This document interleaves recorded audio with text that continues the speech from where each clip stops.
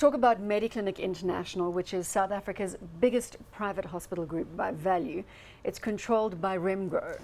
Yeah, it's in fact also one of the world's largest listed entities within this space, which is interesting because it tells a story. In many other countries and parts of the world, you either have a national healthcare provider or you have dispersed medical facilities. For one reason or another, Mediclinic has aggregated these assets in Switzerland, where it bought the Herslansen Group. It's got a big business here in South Africa, and it's got assets in the Middle East.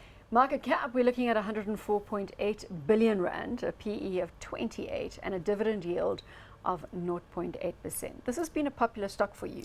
It has been. Look, we mentioned earlier there that it's been controlled by Remgro, so it's got great lineage. The co-founders of the Rembrandt investment group were the Rupert family and the Herzog family, and those two have remained invested in partners in the Mediclinic group, headquartered in I almost said Switzerland, but I mean Stellenbosch. Almost the same. Almost the same. And the interesting thing is that it builds up its business in the 1970s and 1980s in South Africa by putting together and buying various privately owned healthcare facilities. So what you would have would be a small hospital where a number of doctors would operate together. They would come in, capitalize, buy that out, put the money in for the expansion of the central facilities, the theaters, the rooms, and all of that stuff. I think everybody watching the show will be familiar with the kind of Mediclinic facilities that operate here in South Africa. About a decade... I just want to go back to the fact that it's one of the largest healthcare groups in the world. Yeah, because you'd expect that companies would be larger, say, in the United Kingdom. But the reason they're not is because in the UK, there's an enormous national healthcare service provider. In the United States of America, for various reasons, there are largely privately held or charitably owned facilities linked to the hospital groups, linked to the church, that kind of thing. So if you go to New York City, for example, you come across all these facilities which are non-profits and have a big market share. There are, like HCA and a couple of other hospital groups that are getting larger and larger, but this one is not insubstantial. Mediclinic really stands out. The share price graph came up a second ago. Very good. It's not looking bad. Exactly. So it sort of moves from around 30 Rand in 2010, climbs higher and higher and higher. 2013, 2014, the earnings power becomes apparent. A couple of interesting points to note. When it buys into Switzerland and buys the Herslansen Group, remember, Johann Rupert has got connections in Switzerland because of the Richemont Group assets. So they're quite familiar with that. A good opportunity arises to buy the Herslansen Group, which is funded largely through debt. So they incur debt in Europe in order to buy this out without recourse to the South African balance sheet. They got that timing very good. They were able to refinance, and they in fact refinanced again the funding facility for that in the last few days. So there are no debt concerns with the group? Look, there's a substantial amount of debt. There's about 25 billion rands worth of debt, but you can see with a 100 billion rand market cap, that's not necessarily of particular concern, and they've been able to refinance that at very, very low rates. I think you're aware that currently bonds in Switzerland issued by the Swiss government trade at less than zero. In other words, you pay them, they pay you to keep the money while you're in this locked-in facility.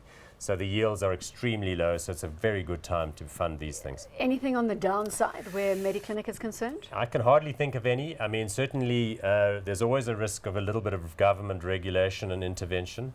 We know that in this country there are some grumbles about the cost of private healthcare. There's potential for a national health initiative here, although that doesn't seem to be as prominent in the discussion about our budget and our fiscal plans in this country as it was a couple of years ago. I'm afraid, I think the feeling is that state hospitals are battling, the private sector is working, people have insurance, they're paying and they're happy, so perhaps best not to mess with it. Although we could see in time more consolidation of the private and state medical insurance industries leading to some slightly different outcomes. Do we want to call this one a hot or not? Well, we've got a little bit of extra time, and I know some of the other groups are quite small, so I'm just going to ramble on a little longer. Please do so. The Middle East needs a mention. So the other sphere of operation of Mediclinic is the United Arab Emirates and some facilities in Dubai.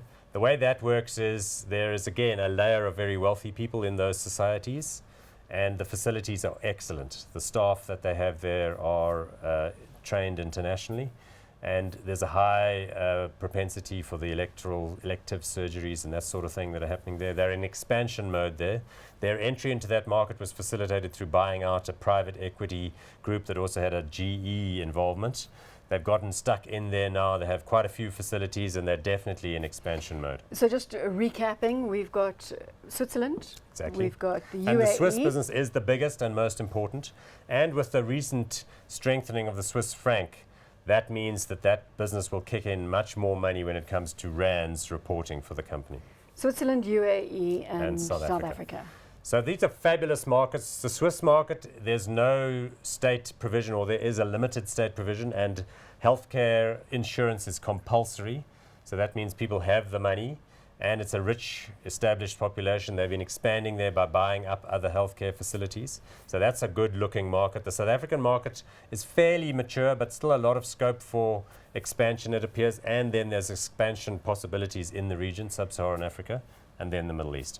You've made the comment that there's very little downside to this overall story, potentially regulation, but let's park that. Are we calling it hot or not? Definitely hot for me. This is one of my favorite areas with regard to the market. This one has done extremely well.